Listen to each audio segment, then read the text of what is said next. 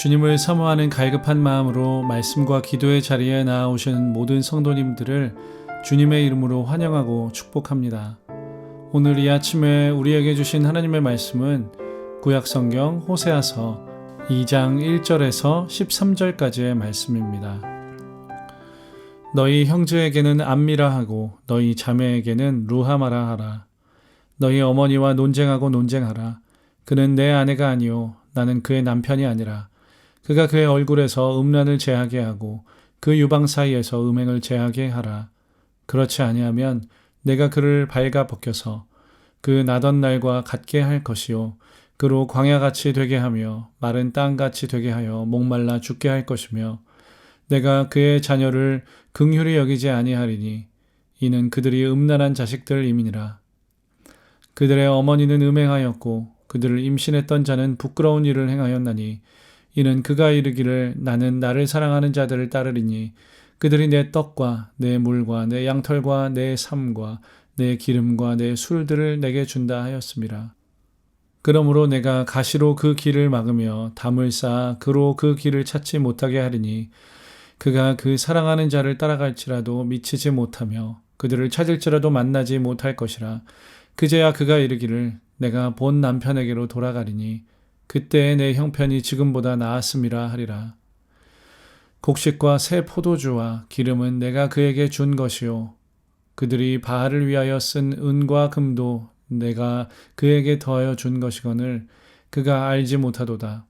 그러므로 내가 내 곡식을 그것이 익을 계절에 도로 찾으며 내가 내 새 포도주를 그것이 맛들 시기에 도로 찾으며 또 그들의 벌거벗은 몸을 가릴 내 양털과 내 삶을 빼앗으리라. 이제 내가 그 수치를 그 사랑하는 자의 눈앞에 드러내리니 그를 내 손에서 건져낼 사람이 없으리라. 내가 그의 모든 희락과 절기와 월삭과 안식일과 모든 명절을 폐하겠고 그가 전에 이르기를 이것은 나를 사랑하는 자들이 내게 준 값이라 하던 그 포도나무와 무화과나무를 거칠게 하여 수풀이 되게 하며 들짐승에게 먹게 하리라. 그가 귀고리와 폐물로 장식하고 그가 사랑하는 자를 따라가서 나를 잊어버리고 향을 살라 바알들을 섬긴 시일대로 내가 그에게 벌을 주리라. 여호와의 말씀이니라. 아멘. 오늘의 본문 말씀은 여호와 하나님을 배신한 이스라엘 백성들을 향한 하나님의 책망과 그에 대한 징계에 대한 경고를 기록하고 있습니다. 본문의 배경이 되는 주전 8세기는 정치적으로 매우 혼란스러웠던 시기였습니다. 여로보암 왕이 다스리던 당시에는 다윗 왕과 솔로몬 왕 시대와 견줄 만한 풍요와 번영을 누리기도 했지만 그가 죽은 뒤에는 정치적으로 극심한 혼란이 찾아왔습니다. 왕들은 자주 교체되었고 잦은 반란과 암살이 일어났습니다. 또한 외교적으로는 아수르 제국이 점점 더 강대해져 가면서 이스라엘은 압박을 받기 시작했고 그들에게 조공을 바쳐야 생존할 수 있는 상황이 되었습니다. 사회적으로도 마찬가지였습니다. 백성들의 도덕적 타락이 점차 심화되어 갔습니다. 최소한의 양심조차 무너져 버린 것입니다. 이스라엘 사회 안에는 더 이상 정의와 공의를 찾아보기 힘들었고 사회적인 불의와 부패가 만연해져 갔습니다. 부유한 자들은 이제 더 이상 그 누구의 눈치도 보지 않고 가난한 자들을 착취하면서 부당한 방법으로 그들의 재산을 불려나갔습니다. 혼란스러웠던 것은 정치와 사회의 영역뿐만이 아니었습니다. 이미 무너져버릴 대로 무너져버린 이스라엘의 여호와 신앙은 극단으로 치닫습니다. 바알을 숭배하고 가나안 종교를 적극적으로 받아들입니다.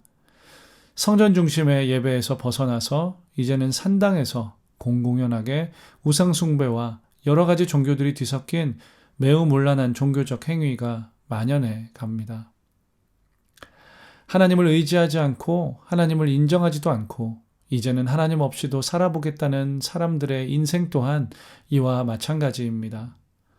처음에는 나 혼자서도 꽤 괜찮은 삶을 살아볼 수 있을 것 같습니다. 그런데 서서히 혼란과 무질서가 찾아옵니다. 그리고 마음속 깊은 곳에는 삶에 대한 허무함과 공허함이 자리 잡기 시작합니다. 그래서 그러한 텅 빈 마음들을 채우기 위해서 나도 모르는 사이에 점점 탐욕을 쫓게 되고 음란을 사랑하는 모습으로 변해가고 맙니다. 창조주 하나님은 그러한 우리 인간의 모습을 매우 잘 아십니다. 가장 잘 아시죠. 그렇기 때문에 하나님을 떠나 사는 인생들을 향해서 조속히 돌아오라고 엄중히 명령하십니다. 또한 사랑으로 호소하고 계십니다. 하나님은 오늘도 이 호세아서의 말씀을 통해서 우리에게 그렇게 말씀하고 계십니다. 번번이 하나님을 벗어나 버리고 마는 우리의 연약함을 아시는 주님께서는 이 아침에 우리를 향해 돌아오라라고 말씀하고 계신 것입니다. 하나님께서는 오늘의 본문 말씀을 통해 하나님께로 돌아가는 방법을, 하나님께로 돌아가는 길을 알려주고 계십니다. 오늘 우리는 하나님께서 하시는 이 말씀을 통해서 우리의 어긋난 삶의 방향들을 돌아봄과 함께 하나님께로 나아가는 바른 삶의 방식 두 가지를 함께 살펴보고자 합니다. 하나님께로 나아가는 첫 번째 바른 삶의 자세는 우리에게 주신 축복의 근원을 인정하고 감사하는 것입니다. 본문 말씀 2장 8절입니다. 곡식과 새 포도주와 기름은 내가 그에게 준 것이요 그들이 바알을 위하여 쓴 은과 금도 내가 그에게 더하여 준 것이오늘 그가 알지 못하도다. 이스라엘은 그들에게 주어진 약속의 땅과 그들이 지금 누리고 있는 평화가 어디로부터 온 것인지 망각했습니다. 그래서 그들이 먹고 누리는 곡식과 포도주, 기름과 같은 것들을, 그리고 은과 금들을 우상 숭배에 사용합니다. 하나님께 드려야 할 감사와 영광을 우상에게 돌렸던 것입니다. 우리의 삶도 마찬가지입니다. 우리가 그토록 기도하고 바라왔던 것들이 응답되고 우리에게 그것들이 주어질 때 우리는 감사합니다. 그러나 오래가지 못할 때가 많습니다. 조금만 시간이 지나도 하나님께서 허락하신 은혜를 당연한 것으로 여기고 심지어 나의 노력과 결과로 착각하고 자랑하며 살아갈 때도 있지 않습니까? 그러므로 우리는 감사하는 시간을 가져야 합니다. 감사는 하나님의 일하심과 은혜를 기억하는 것입니다. 우리에게 허락하신 모든 은총과 은혜에 대한 것들을 날마다 짧게라도 기록하고 하나님께 올려드리는 기도를 드리십시오. 그리고 그러한 감사와 감사 기도문을 믿음의 사람들과 함께 나누시길 바랍니다.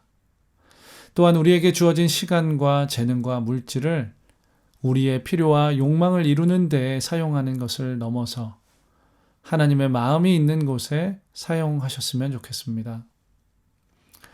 고기도 먹어본 사람이 맛을 안다는 말이 있는 것처럼 감사를 발견하는 마음은 지속적으로 하나님께 감사하며 사는 사람들의 심령 안에서 자라납니다. 그렇게 하나님께서 우리에게 주신 축복의 근원을 인정하고 감사함으로 말미암아 하나님께로 한 걸음 더 나아가는 믿음의 사람들이 되시기를 주님의 이름으로 축복합니다.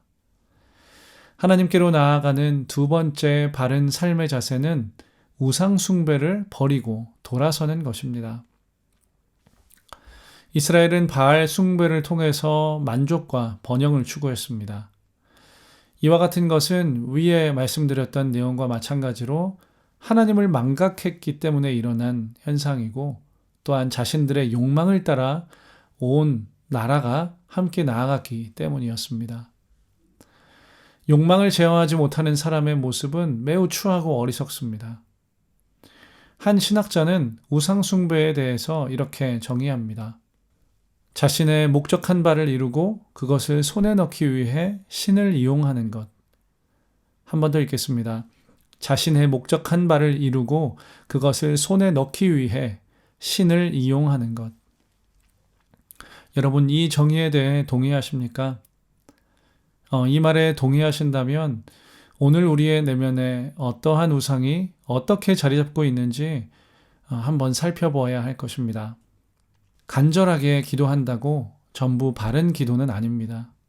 내가 그렇게 그토록 간절하게 기도하던 어떠한 것이나 어떠한 상황이 하나님보다 더 중요하다고 여겨진다면 우리는 우상을 좇고 있는 것일 수 있기 때문입니다. 우리 주님은 십자가 사건을 앞두고 겟세마네 동산에서 이렇게 기도하셨습니다. 아버지, 만일 아버지의 뜻이면 내게서 이 잔을 거두어 주십시오. 그러나 내 뜻대로 되게 하지 마시고 아버지의 뜻대로 되게 하여 주십시오. 이러한 기도가 바로 참된 기도입니다. 하나님께서 기뻐하시는 기도입니다. 바로 이러한 기도가 우리를 하나님께로 가까이 가게 하는 참된 기도입니다. 많이 기도하는 것도 좋고 간절히 기도하는 것도 좋은 것입니다. 그러나 가장 중요한 것이 있다면 하나님의 마음이 무엇인지 알고 그 마음에 합한 기도를 주님께 드리는 것입니다. 그것이 바로 참된 순종과 바른 경배의 모습인 줄 믿습니다. 사랑하는 여러분, 하나님께 돌아가기를 원하십니까? 하나님께 더욱 가까이 가기를 원하십니까? 그렇다면 오늘 이 하루를 살아가는 동안에 우리에게 주신 축복의 근원이신 하나님과 하나님의 은혜를 인정하시고 더욱더 적극적으로 감사하십시오. 또한 그것을 기록하고 나누십시오. 또한 우리는 우상을 버려야 할 것입니다. 나를 위해 하나님이 존재하시는 것이 아니고 오히려 하나님을 위해 온 우주 만물과 내가 존재한다는 사실을 우리는 기억해야 합니다. 언제나 하나님의 마음을 먼저 헤아리고 겟세마네의 예수님의 기도를 본받고 하나님의 뜻이 우리의 삶 속에 이루어지기를 기도하십시오. 그러한 신앙의 바른 자세를 통해 하나님을 향해 다시 돌아가고 하나님을 향해 겸손하게 그리고 바르게 나아가게 되는 저와 여러분 모두의 신앙이 되실 수 있기를 거룩하신 우리 주님의 이름으로 간절히 기도드립니다. 아멘.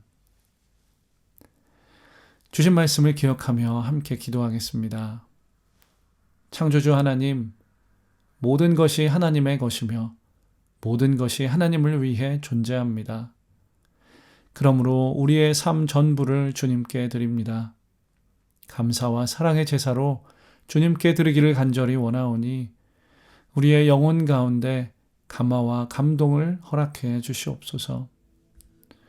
이어서 우리의 마음속에 있는 개인적인 기도 제목들을 주님께 기도로 올려드림과 함께 우리의 사랑하는 가정과 이 세대의 희망인 자녀들을 위해서 그리고 공동체의 청년들을 위해 함께 기도하겠습니다. 또한 현재 우리 공동체를 위해 하나님께서 예비해 놓으신 가장 합당한 예배 장소를 허락해 달라고 그리고 그러한 예배의 처소를 향해 나아가는 모든 과정들이 은혜의 시간이 되어질 수 있기를 함께 기도했으면 좋겠습니다. 그리고 마지막으로 나라와 민족과 온 열방 가운데에 하나님의 거룩한 나라가 굳건하게 세워져 가기를 한 마음과 한 뜻을 모아 간절히 기도하며 나아가겠습니다. 함께 기도하겠습니다.